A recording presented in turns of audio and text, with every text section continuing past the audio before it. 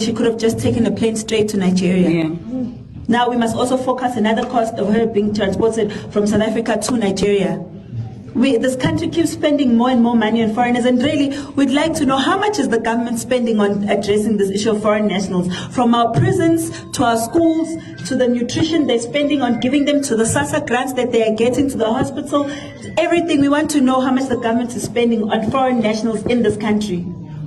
And lastly, we are calling on the South African Police Service that on the 30th of June, since you will have unlimited resources, all the police are not working, please use that as a day to go house to house and arrest illegal immigrants. Because the march is not going to go on the whole day. You're going to be paid for the whole day. So when the march is finished, use it as a day to go house to house and remove illegal immigrants from our communities, because we don't feel safe. And this is a call that all South Africans are making, that 600 million, we must see it going to work on the 30th.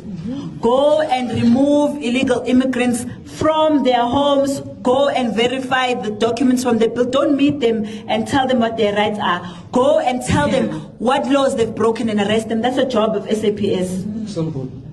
If they wanted to know their rights, they were not going to be using Aboseri and them, because they know their rights. They've got lawyers for human rights, and what's that other one you just said, Kopanang, whatever. Those people spend money. Right now, the Department of Home Affairs has more litigation from those organizations, foreigners, than they do from South Africans. Is that not the most ridiculous thing I've ever heard in my life? Foreigners are the ones taking the Department of Home Affairs more than South Africans. And this thing of blaming the system of Home Affairs for all the problems, the system of Home Affairs should not be overcrowded with foreigners anyways. The system should be for servicing South Africans. All those applications for foreigners, put them aside. Focus on the South Africans who don't have IDs, whose identities are stolen like Chidima. That's what you must focus on. Don't tell us that refugees and asylum seekers are waiting for their documents to be processed. South Africans are waiting for their IDs. They don't have jobs. They need passports. Some of them want to travel for jobs overseas. That's what we want to hear. We don't want to hear Home Affairs telling us they're busy processing refugee documents. That's secondary to what we want as South Africans.